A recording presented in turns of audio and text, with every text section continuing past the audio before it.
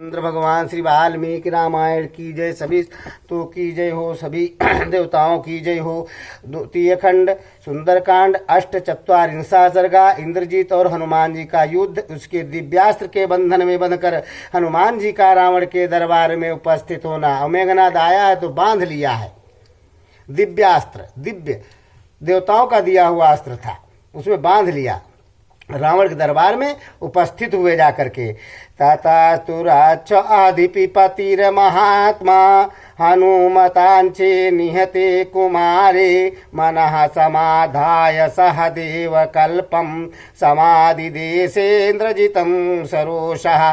तदंतर हनुमान जी के द्वारा अक्ष कुमार के मारे जाने पर राक्षसों का स्वामी महाकाय रावण अपने मन को किसी तरह सुस्थिर करके रोष में जल उठा और देवताओं के तुल्य पराक्रमी कुमार इंद्रजीत को मेघनाद से वो इस प्रकार बोला। मेघनाद इनका बड़ा बेटा था रावण का। क्या कहने लगा रावण से, मेघनाद से, त्वमस्त्र वीक्षास्त्र भृताम वरिष्ठा सुरासुराणापि शोकदाता सुरेषु सेन्द्रेषु च दृष्टकर्मा पिता महारातनजस्वास्त्रः। बेटा, तुमने ब्रह्मा जी की आराधना करके अनेक प्रकार के अस्त्रों का ज्ञान प्राप्त किया है। तुम अस्त्रवेत्ता शस्त्रधारियों में श्रेष्ठ और देवताओं और असुरों को भी शोक प्रदान करने वाले हो। इंद्र सहित संपूर्ण देवताओं के समुदाय में तुम्हारा पराक्रम देखा गया है। इंद्रजीत, इसका नाम भी इंद्रजीत था, इंद्र को भी हरा दिया था। त्वदस्त बलमासाद्याय ससुराः समुरुद्रगणा त्वादस्त्र बलमासाद्य ससुराः समरुद्रणा नासिकुः समरे स्थातुं सुरेश्वर समाश्रिता। इंद्र के आश्रम में रहने वाले देवता मरुदगण भी समर भूमि में तुम्हारे अस्त्र बल का सामना होने पर टिक नहीं सके हैं। न कचित् त्रिषु लोकेषु संयुगेन गतश्रमः भुजवीर्याभिगुप्तश्च तपसा चाभिरक्षितः देशकालप्रधानश्च त्वमेवामतिसत्तमः। तीनों लोकों में तुम्हारे सिवा दूसरा कोई ऐसा नहीं है जो युद्ध में थकता न हो। तुम अपने बाहुबल से तो सुरक्षित ही हो, तपस्या के बल से भी पूर्णतया निरापद हो। देश काल का ज्ञान रखने वाले प्रधान और बुद्धि की दृष्टि में तुम सर्वश्रेष्ठ तुम ही हो। इस तरीके से रावण ने कहा कि तुम सभी तरीके से संपन्न हो, जाओ देख के आओ कौन है आया।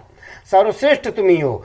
नाते चक्यम समरसु कर्मणाम नाते कार्यमति पूर्वमात्रणे नासोस्ति कश्चित् त्रिषु संग्रहेषु नावेदयास्त्रेत बलम बलम चा। युद्ध में तुम्हारे वीरोचित कर्मों के द्वारा कुछ भी असाध्य नहीं है। शास्त्रानुकूल बुद्धि पूर्वक राज्य कार्य का विचार करते समय तुम्हारे लिए कुछ भी असंभव नहीं है। तुम्हारा कोई भी विचार ऐसा नहीं होता है जो कार्य का साधक न हो। त्रिलोकी में एक भी ऐसा वीर नहीं है जो तुम्हारी शारीरिक शक्ति और अस्त्र बल को न जानता हो। त्रिलोक में कोई ऐसा नहीं, तुम्हारा अस्त्र बल मतलब तुम्हारी ताकत को, तुम्हारी हिम्मत को कोई नहीं जानता। तुम्हारी लड़ाई लड़ने की कोई कौन नहीं जानता। तुम सबको जीत चुके हो।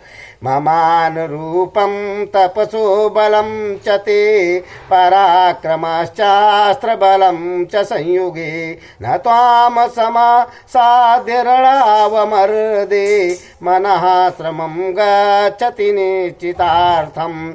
तुम्हारा तपोबल, युद्ध विषय पराक्रम, अस्त्र बल मेरे ही समान है। युद्ध स्थल में तुमको पाकर मेरा मन कभी खेद या विषाद को नहीं प्राप्त होता है, क्योंकि इसे यह निश्चित विश्वास रहता है विजय तुम्हारे पक्ष में होगी। ये रावण अपने मेघनाद बेटे से कह रहा है कि तुम लड़ने योग्य तुम ही एक हो, बाकी तो बहुत मुश्किल है कोई जाए। तो इसलिए कह रहे हैं रावण, उनकी पूरे पराक्रम की बातें बता रहे हैं।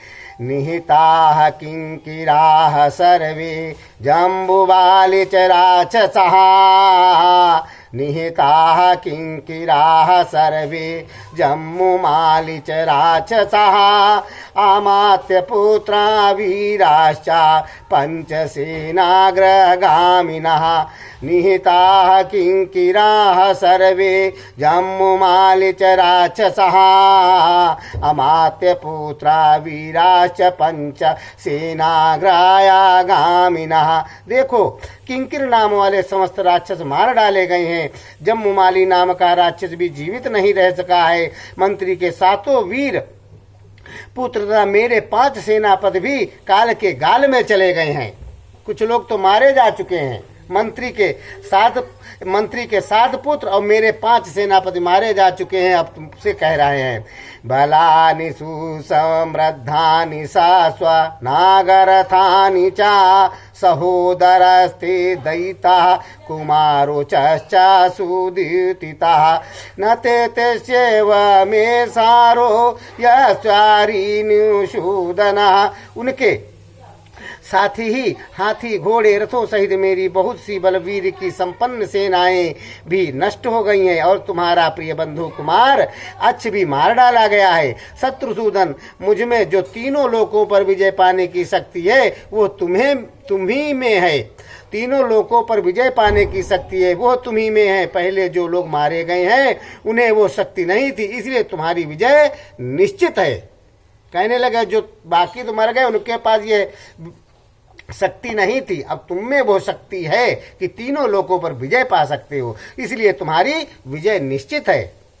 इदं च दृष्ट्वा निहितं महद्बलम् इदं च दृष्ट्वा निहितं महद्बलं कपेह प्रभावं च पराक्रमं च त्वमात्मनश्चापि निरीच्य सारं कुरु स्ववेगं स्वबलानुरूपम्। इस प्रकार अपनी विशाल सेना का संहार और उस वानर का प्रभाव एवं पराक्रम देखकर तुम अपने बल का भी विचार कर लो, फिर अपने शक्ति के अनुसार उद्योग करो। जाओ विचार भी कर लो, जानो लड़ने के लिए तो जाना ही जाना है।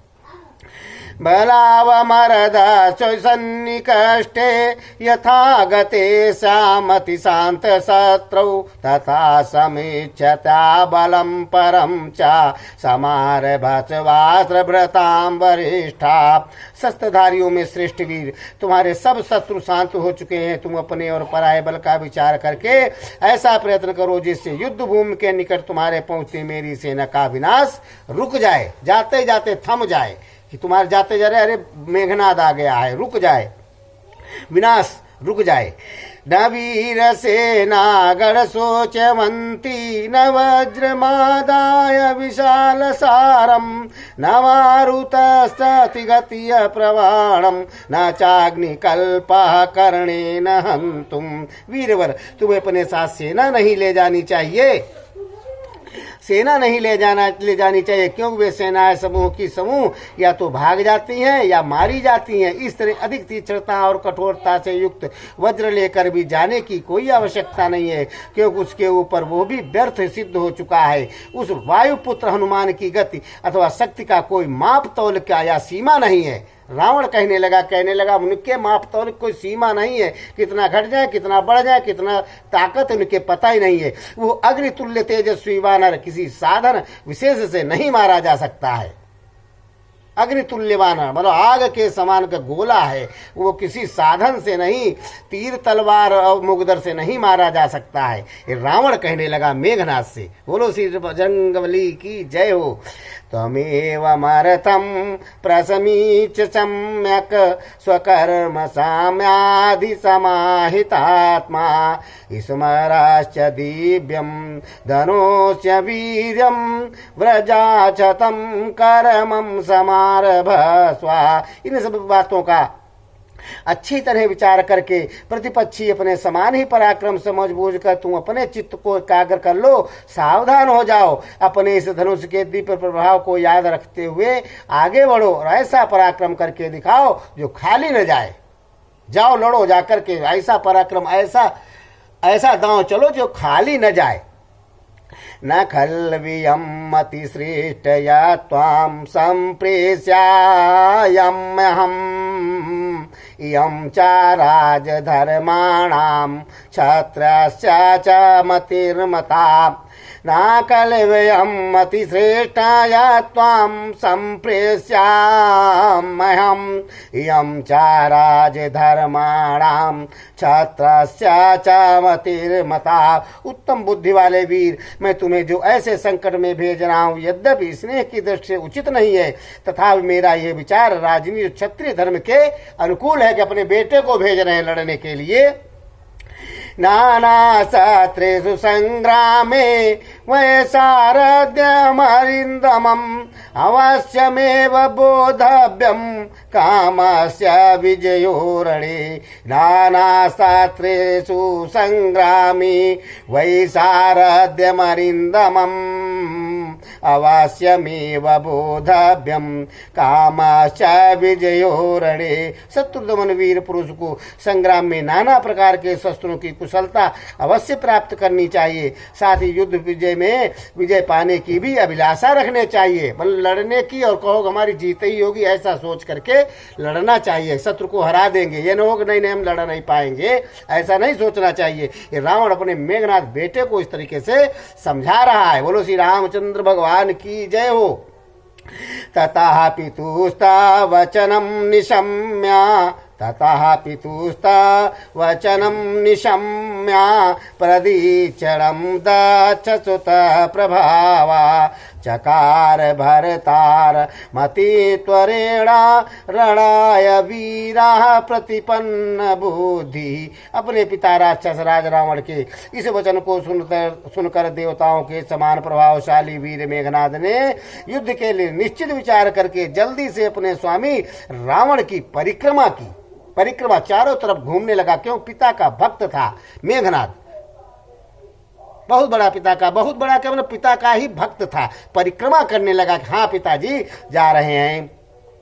ततस्तैः स्वगणैश्च इंद्रजितः प्रतिपूजितः ततस्तैः स्वगणैरिन्द्रजित प्रतिपूजितः युद्धोद्धत कृतोत्साह संग्रामं संप्रपद्यत। तत्पश्चात सभा में बैठे हुए अपने दल के प्रिय राक्षसों द्वारा भूर प्रशंसित हो इंद्रजीत विकट युद्ध के लिए मन में उत्साह भरकर संग्राम भूमि की ओर जाने को उद्यत हुआ, चल दिया, चलने तैयार हो गया कि श्रीमान पदम विशालाचो राक्षसाधिपते सुतः श्रीमान पदम विशालाचो राक्षसधापीते सुतः निर्जगाम महातेजा समुद्र इव परवणि। उस समय प्रफुल्ल कमलदल के समान विशाल नेत्रों वाला राक्षस राज रावण का पुत्र महातेजस्वी श्रीमान इंद्रजीत पर्व के दिन उमड़े हुए समुद्र के समान विशेष हर्ष उत्साह के पूर्ण हो राजमहल के बाहर निकल गया। लड़ने के लिए निकल लिया, तैयार हो लिया, राजमहल से बाहर निकला। सहपचिराजो मतुल्य वेगई व्यगर चतुर्भिः सातु चिणदृष्टै रथम समायुक्त महसहावेगा समारूरोहेन्द्र जितेन्द्र कल्पा। जिसका वेग शत्रुओं के लिए असह्य था वो इंद्र के समान पराक्रमी मेघनाथ पक्षीराज गरुड़ के समान तीव्र गति तथा तीखे दाढ़ वाले 4 सिंहों के जुते हुए उत्तम रथ पर आरूढ़ हुआ, रथ पर बैठ गया। तीखे दाढ़ों वाले सिंहों से जुते हुए उत्तम रथ पर आरूढ़ हो गया, बैठ गया।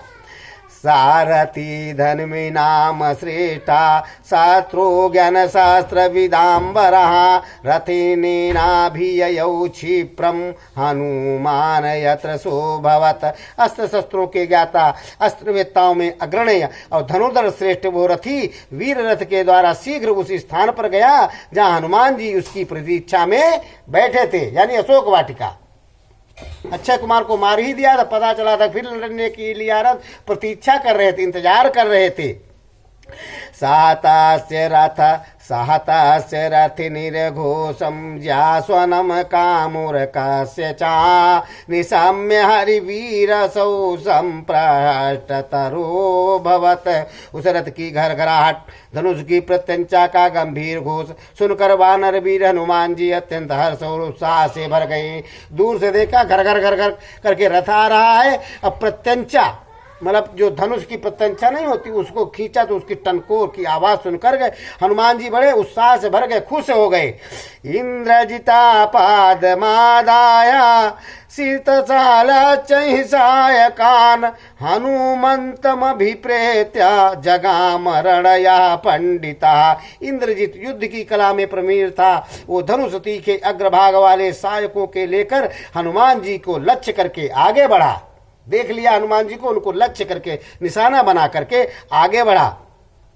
तसिम संतः संयति जात हर से रणाय निर्गाच्छति बाण पाणौ दिशाश्च सर्वाः कलुषा बभूवा मृगाश्च रौद्रा बहुधा विनेदुः। हृदय में हर्ष उत्साह तथा हाथों में बाण लेकर वो ज्यों ही युद्ध के लिए निकला त्यों ही संपूर्ण दिशाएं मलिन हो गईं। भयानक पशु नाना प्रकार से आर्तनाद करने लगे। जैसे ही निकला वैसे पशु पक्षी दौड़ने भागने लगे, आर्तनाद में जोर जोर से चिल्लाने रोने लगे। इस तरीके को उसका मतलब लड़ाई पहुंचा।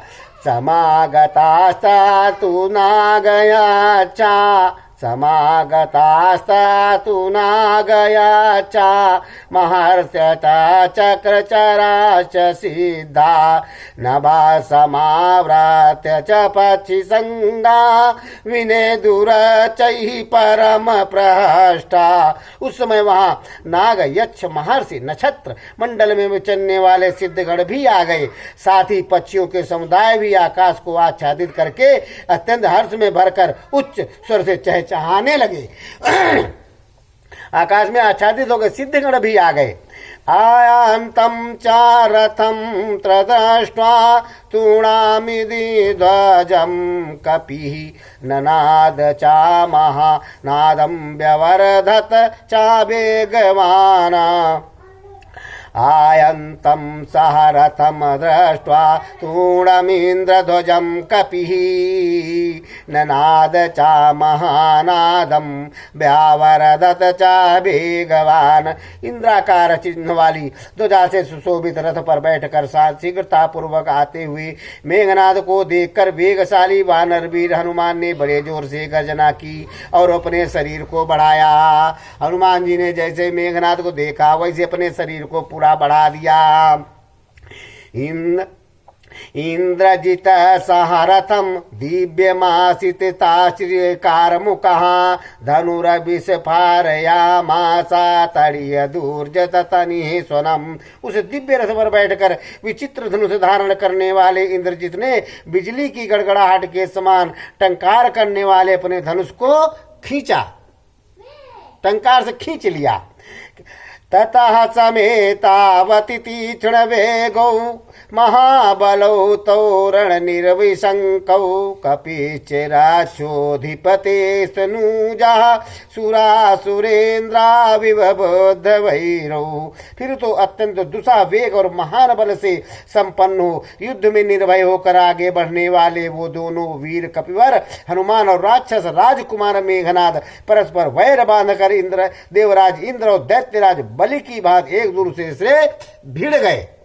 बोलो श्री रामचंद्र भगवान की जय हो। बाकी कथा आप कल सुनिएगा, आप सुनाएंगे राम और मेघनाद और हनुमान जी का युद्ध चलेगा थोड़ी देर, फिर देखो क्या होता आगे। 26 श्लोक तक आपको सुनाए हैं, बड़ा है ये, थोड़ा सर्ग अभी पेज हैं इसमें, कल समाप्त करके आपको सुनाते हैं 28वां सर्ग। बोलो श्री रामचंद्र भगवान की जय हो। आज मंगलवार भी है और बजरंगबली के दिन भी चल रहा है। जय श्री राम।